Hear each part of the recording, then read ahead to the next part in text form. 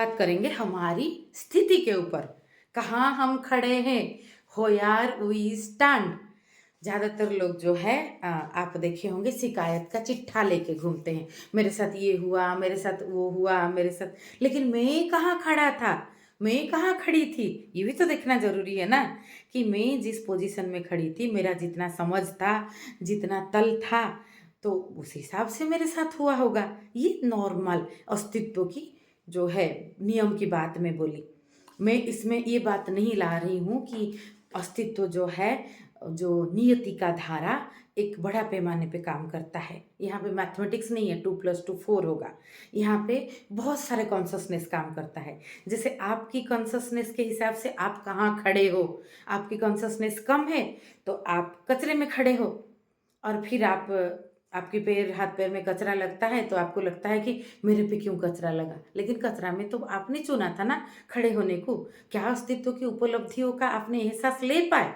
वैसे एक जाति, एक कम्युनिटी भी गहरा तल पे अगर कचरे में खड़ा है, मतलब अपनी समाज का व्यवस्था नहीं बनाया ठीक से। व्यवस्था कौन बनाएंगे? जैसे व्यक्ति बनाता है, कौन बनाते हो? आप खुद को बनाते हो। वैसे व्यवस्था कौन बनाएगा? आपके जैसा समूह बनाएगा। सभी मिलके, या समूह का जो मुख्य धारा है, जो लीडिंग पोजीशन के लोग हैं, जो समाज को आगे लेते हैं, जागरूक प्रवाह है, वो अगर गड़बड़ हो जाए तो समाज में अव्यवस्था हो जाएगा। नहीं तो हम नहीं बोल सकते कि एक छोटी बच्ची का रेप हो जाता है तो उसमें उसकी कुछ गलती है। नहीं, क्राइम होता है, मर्डर हो जाता है दिन दहाड़े, चोरी हो जाता है, कितना गलत चीज होता है। तो इसमें किसकी गलती है? इसमें व्यवस्था की गलती है। व्यवस्था कौन बनाता है? मनुष्य की समूह। जैसे मनुष्य की समझ का तल जहाँ पे खड़ा है, मनुष्य का जीवन वैसा होता है। वैसे कम्युनिटी का समझ का तल जहाँ पे खड़ा होता है, कम्युनिटी वैसा होता है। इसके लिए स्ट्रॉन्ग लॉ ऑर्डर हो, और व्यक्ति की मूलभूत जरूरतें पूरा करके उसका मूलभूत मौलिकता के आधार पे विकास हो, ताकि इस तरह की समस्या ज़्यादा ना आए। और जहाँ पे आ गया, आप कितना भी सतर्कता कर लो, कुछ ना कुछ साइड इफेक्ट आता है, कुछ ना कुछ क्राइम, कुछ ना कुछ गलत चीज होगा। उसके लिए लॉ एंड ऑर्डर स्ट्रांग होना चाहिए। समाज जो है, मौलिकता का विकास, और कुछ जो वो बहुत गड़बड़ लोग हैं उनमें भय का पैमाना। तो एक टेररिस्ट है, उसको फांसी देने की जरूरत पड़ता है। टर्मिनेशन ऑफ लाइफ, जो लाइफ अनमोल, जीवन अनमोल वरदान है, तो क्या उसमें अस्तित्व की अभिव्यक्ति नहीं है? लेकिन जो रूडिमेंटरी फॉर्म में है, जो मानव का सभ्यता के लिए हानिकारक हो रहा है, उसको टर्मिनेट करना पड़ेगा। तो समाज जो है, विकास की धारा मौलिक समझ और भय के पैमाना दो पे चलता है। जैसे स्वास्थ्य की धारा, प्रिजर्वेशन ऑफ हेल्थ, जो मूल धारा है। जैसे मौलिकता का विकास मूल धारा है, व्यवस्था का विकास हो, व्यक्ति का विकास हो, और ट्रीटमेंट, कोई बीमारी हो गया, आपने स्वास्थ्य रक्षा का ओवरऑल कुछ कुछ रूल माना, फिर भी कुछ क्रोनिक डिजीज हो गया, एक्सीडेंट हो गया, एक्सीडेंट के लिए आपको एलोपैथी की जरूरत पड़ेगा, तुरंत मल्टी स्पेशलिस्ट हॉस्पिटल, आईसीयू, तुरंत लाइफ सेविंग ड्रग्स, ऑक्सीजन। उसमें आयुर्वेद कुछ ना कर पाएगा, लेकिन आयुर्वेद लाइफ सेविंग जो है स्ट्रीम है। आयुर्वेद एंड नेचरपैथी, नेचरपैथी जो प्रकृति, वो तो आयुर्वेद से भी मूल है, आयुर्वेद का पार्ट ही है पंचतत्वों की जो अभिव्यक्ति। तो वो आपको बचाएगा। तो बचाने की तरफ हो यार। तो हम कहाँ खड़े हैं? हम प्रकृति की मौलिक अभिव्यक्ति के हिसाब से अगर हेल्थ का पैमाना नहीं मान रहे, तो हमारा हेल्थ गड़बड़ होगा। और अब मानने के बाद कुछ हो गया, जैसे जैसे मैं व्यवस्था की बात बोली, तो उसके बाद आपका मानसिक, आपका सामाजिक बंधन, आपकी आध्यात्मिकता आपको मदद करेगा। जैसे बहुत कुछ से हमारे साथ अच्छा होता है तो कभी कभी हम नहीं पूछते कि व्हाई मी। लेकिन जब हमारे साथ कुछ गलत होता है तो हम तुरंत पूछते हैं कि व्हाई मी। तो आपने जब सही हुआ था, प्रकृति का उपलब्धियां आपके दरवाजे पे दस्तखत दिए थे, तब आपने तो पूछा नहीं था कि मैं क्यों हूँ। अगर कुछ गलत अनुभव हुआ, कुछ गलत जीवन में दुख आया, तो उसमें आप पूछ रहे हो। तो उसको, वो भी उपलब्धि है, उससे हमें आगे बढ़ना है। हमें सामाजिक कॉन्शसनेस को बनाना है ऐसे, जहाँ पे जो समाज कचरे में खड़ा है, उसीलिए गड़बड़ हो रहा है, तो उस पे, वो पैमाने पे उन्नति हो। बाकी मुझे देखना चाहिए व्यक्तिगत रूप में, मैं कहाँ खड़ा हूँ। मेरे जीवन में ये हुआ, मेरे जीवन में वो हुआ, मेरे जीवन में गलत लोग आए, मैं चीज़ों को समझ नहीं पाया, कोई मेरे साथ मैनिपुलेटिव बिहेव कर रहा था, मैं उसको अंधा विश्वास किया, और कहीं पे मैंने किसी के साथ मैनिपुलेशन किया, मुझे पता ही नहीं चला। तो ये चीज़ कहीं पे मैंने, जैसे कबीर बोलते हैं ना, कोई आपको छल ले आप किसी को ना छले, मतलब आप पहले आपको बनाएं, इसका मतलब ये है। इसका मतलब नहीं है कि आप दूसरे के छल को आप जो है प्रश्रय दे रहे हो, नहीं। वो पब्लिक कॉन्शसनेस में इस चीज़ का भी ग्रोथ होना चाहिए कि हम अन्याय को सहन भी ना करें, हम अन्याय को के खिलाफ आवाज़ उठाए, लॉ ऑर्डर स्ट्रांग बनाए। तो जो व्यक्तियों का बहुत लो डायमेंशन है, जिनकी जीवन में अभी गहरा समझ खिला नहीं है, वो कम से कम भय के आधार पे समाज का सहयोगी बने, कम से कम हानिकारक ना बने। तो ये ज़रूरी है। और जो लोगों का उच्च डायमेंशन है, वो समाज की प्रवाह को आगे ले।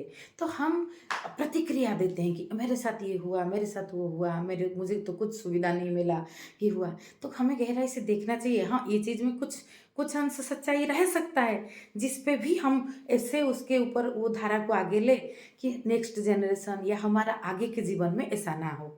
ये बेहतर समाधान हो सकता है ना। सिचुएशन ऐसा हुआ, मैं बहुत कमज़ोर था।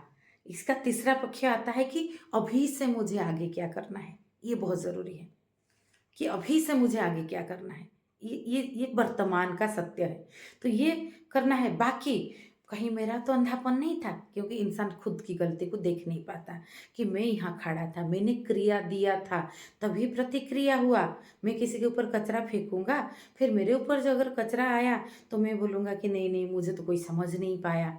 और लेकिन मेरा इंटेंशन कैसा भी हो, अगर मेरा एक्शन भी गलत हुआ तो एक्शन के तौर पे उसका रिजल्ट तो आएगा या नहीं।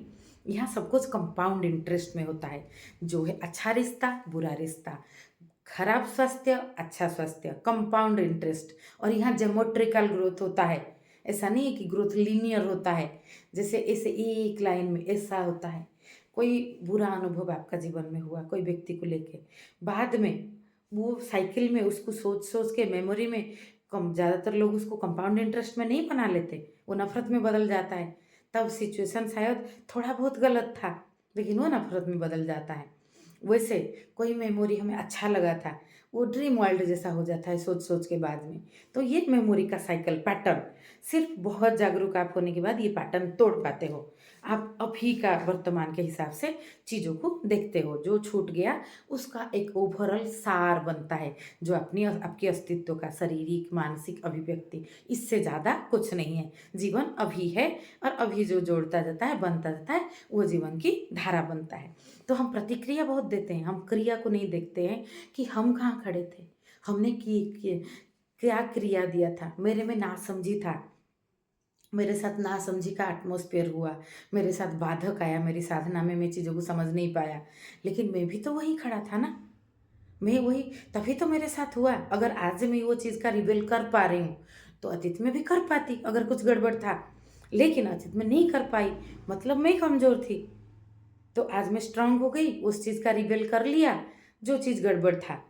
और मुझे लगता है कि मेरे साथ तब गलत हुआ, नहीं तब मैं भी कमज़ोर था, गलत तो हुआ मेरे साथ, ये तो आउटसाइड इफेक्ट है। लेकिन मेरी पात्रता में मैंने क्या चूज किया था। हमारा जीवन हमारे चॉइसेस का जोड़ है, हम क्या चुनते हैं क्या जीते हैं, जो है जानना समझना। बहुत चीज़ हम जानते हैं, पहले समझ में आता है सही और गलत, फिर उसको अप्लाई नहीं कर पाते हैं। मोह कभी हाथ पकड़ता है, गलत चीज़ से भी आप बाहर नहीं निकल पाते।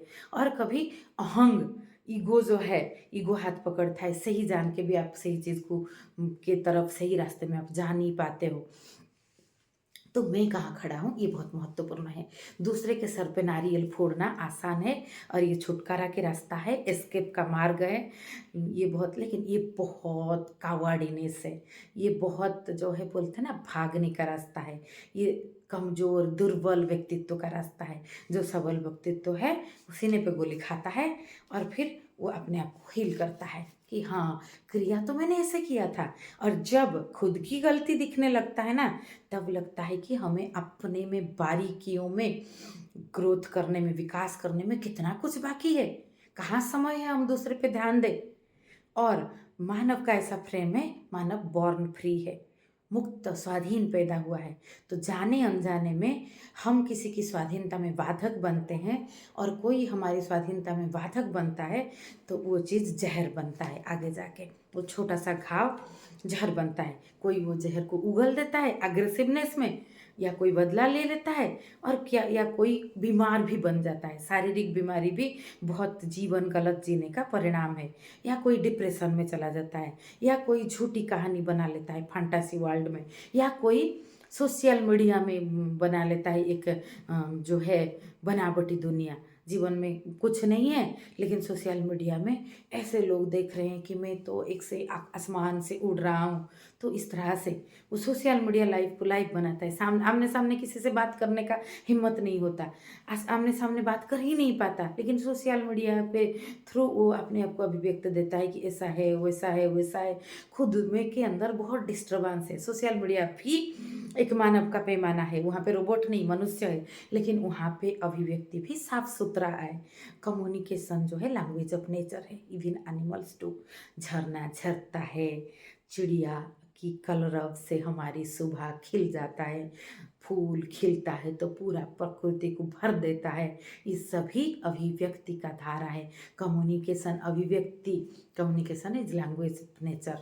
तो हम अगर खुद की देखें कि खुद की ये कमी, मैं ही खड़ा था कचरे में तभी तो मेरे हाथ पैर में कचरा लगा, तो मैं दूसरे को क्यों दोष दूँ। मैं खुद को बना, खुद का जीवन में आगे लूँ, मैं समझ जाऊं। फिर वहाँ से कमल खिल गया, और कमल खिल गया गहरा गहरा द्वंद, गहरा अंधकार, गहरी रात्रि की काले बाद छाए के अंदर से जो सूरज का उगता हुआ सुबह का किरण निकलता है, जो प्रज्ञा का अभिव्यक्ति होता है, वो एकदम फ्रेश होता है, बहुत फ्रेश, बहुत सतेज सुंदर, जीवन को भरता हुआ। बस इतना सा। नमस्ते।